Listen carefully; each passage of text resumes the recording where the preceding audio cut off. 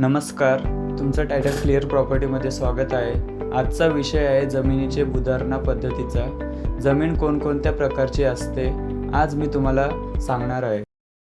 भोगवटादार वर्ग 1 खुद्द जमीन त्या जमिनीचा स्वतः शेतकरी मालक असतो। भोगवटादार वर्ग 2 जमीन खुद्द करण्यासाठी शासन परवानगी घेणे।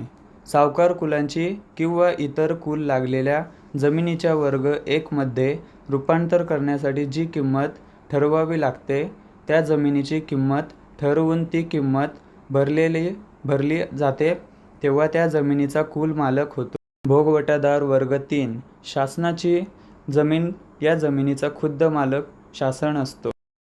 भोगवटादार वर्ग 4 या जमिनीचा मालक खुद्द शासन असतो। शासन या जमिनी भाडे तत्वावर देऊ शकतो। अधिक माहितीसाठी आम्हाला संपर्क